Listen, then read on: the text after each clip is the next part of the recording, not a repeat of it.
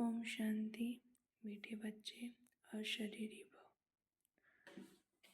आत्माभिमानी व अशरीरी स्थिति अव्यक्त वाणी 1969 के मूल्यों का संग्रह। 1869। अंत समय में तुम्हारा यह व्यक्त शरीर भी बिल्कुल स्थिर हो जाएगा।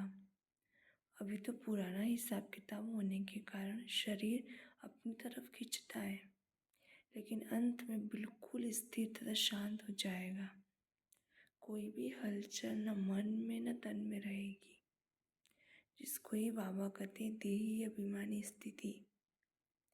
ब्रह्मा बाबा का पिछाड़ी का कर्मातीत स्थिति का अनुभव। पहला अनुभव तो यह था कि पहले जोर से युद्ध चल रही थी। किसकी? योग बल और कर्मभोग की। कर्मभोग भी फुल फोर्स में अपनी तरफ खींच रहा था और योग बल भी फुल फोर्स में ही था।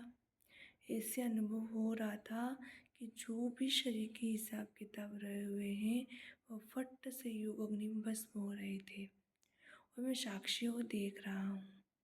जैसे अखाड़े में बैठे मल्लयुद्ध देखते हैं, मतलब तो दोनों का फोर्स पूरा ही हुआ था। कुछ समय बाद कर्मभोग दर्द तो बिल्कुल निर्बल हो गया, बिल्कुल दर्द गुम हो गया।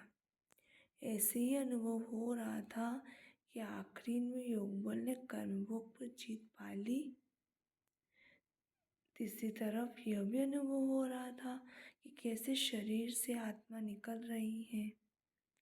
कर्मातीत न्यारी अवस्था, जो बाबा ने पहली मुरली भी चलाई कि कैसे भां भां होकर सन्नाटा हो जाता है, वैसे ही बिल्कुल डेड साइलेंस का अनुभव हो रहा था और देख रहा था कि कैसे एक एक अंग से आत्मा अपनी शक्ति छोड़ती जा रही है। तो कर्मातीत अवस्था का मृत्यु क्या चीज है वह अनुभव हो रहा था। यह है मेरा अनुभव। 2169। व्यक्त रूप में रहते अव्यक्त स्थिति में रहना है। जब अव्यक्त स्थिति में स्थित हो जाएंगे तो उस अव्यक्त स्थिति में कोई उलझन नहीं रहेगी। 2369। जितना अव्यक्त स्थिति में स्थित होंगे उतना उस अव्यक्त स्थिति से कर्मेंद्रियों द्वारा कर्म ऐसा होगा जैसे श्रीमत के अनुसार आधार पर हर कर्म होता रहा है। 2569।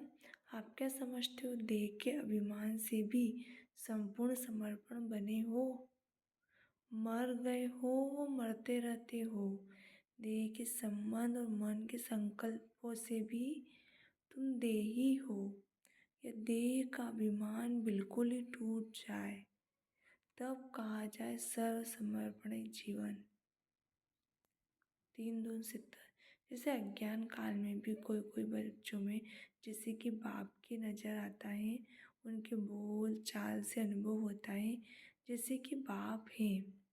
इसी रीति से जो अनन्य बच्चे हैं उन एक एक बच्चे द्वारा बाप के गुण प्रत्यक्ष होने चाहिए और होंगे।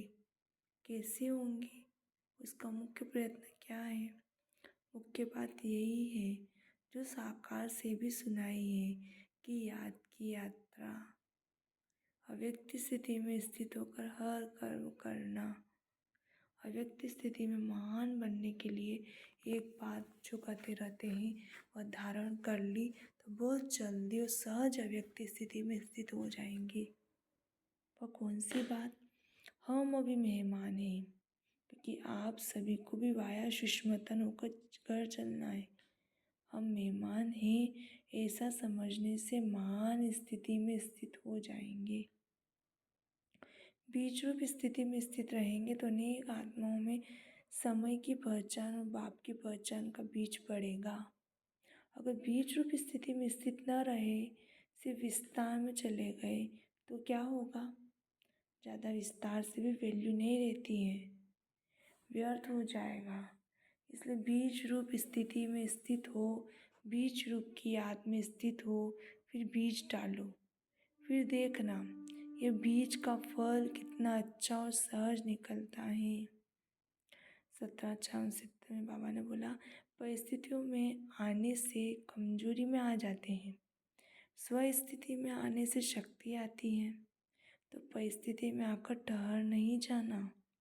स्वस्थिति की इतनी शक्ति है जो कोई भी परिस्थिति को परिवर्तन कर सकती है।